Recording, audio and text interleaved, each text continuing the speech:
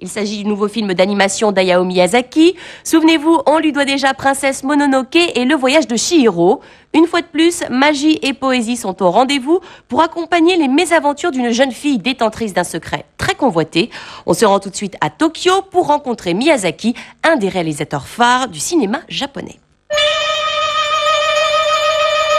Notre mission, en savoir plus sur ce dessin animé japonais au titre énigmatique.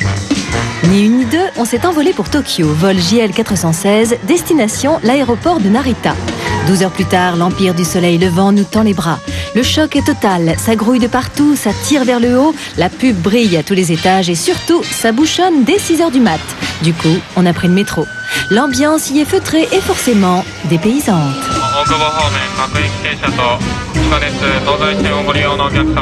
Sur les 12 millions d'habitants de Tokyo, un seul nous intéresse pour cette mission, c'est Hayao Miyazaki, le réalisateur du Château dans le ciel. Dans son pays, on le considère comme un monstre sacré de l'animation.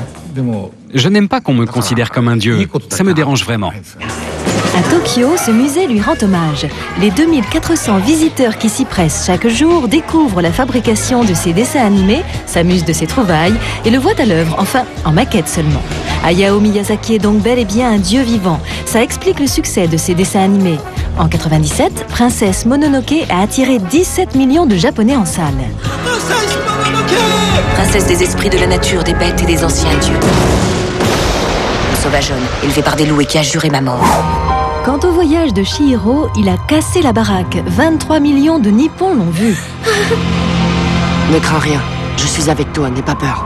Réalisé bien avant le voyage de Chihiro et Princesse Mononoke, Le Château dans le ciel date de 85. C'est donc un vieux dessin animé.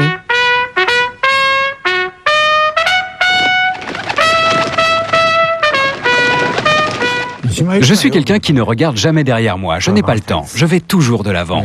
Donc je n'ai pas le temps de revisionner mes anciens films et de voir leurs imperfections. Merci de m'avoir sauvé la vie en tout cas. Au fait, moi je m'appelle Shita. Ah oui, Shita, c'est joli comme nom. Mais alors comment tu as fait? Comment est-ce que tu es tombée du ciel? C'est vrai ça. Comment ça se fait que je sois encore en vie? Je suis tombée d'une forteresse volante. Cette histoire d'amitié a été conçue dans ses bureaux situés à Tokyo. Ce sont les studios Ghibli. Au Japon, Ghibli, c'est un avion de chasse. Drôle de nom pour une société, me direz-vous? Eh bien non, Hayao Miyazaki est un fan d'aviation. Il est né en 41, l'année de l'attaque aérienne japonaise sur Pearl Harbor. À l'époque, l'armée utilisait des gouvernails fabriqués dans l'usine de son père et de son oncle. Voler a donc toujours passionné le réalisateur.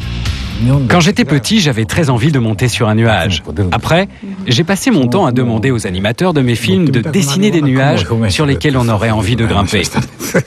Hayao Miyazaki a dessiné ses premiers vaisseaux de guerre à l'âge de 17 ans.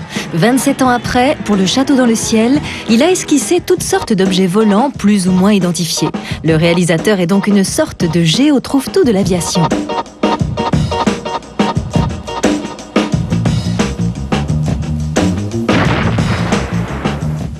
On n'a pas besoin d'être ingénieur pour dessiner des objets volants. En fait, on peut faire voler ce cendrier. Mais il y a plusieurs manières de le faire voler, comme ça, ou comme ça. Le Château dans le ciel est le 3e dessin animé réalisé par Hayao Miyazaki. Beaucoup de ses films sont encore inédits en France. On en découvrira d'ailleurs un nouveau en juin prochain. Il s'agit de Kiki, sorti en 89 au Japon. Mais cette fois, on ne repartira pas en mission à Tokyo. Dommage.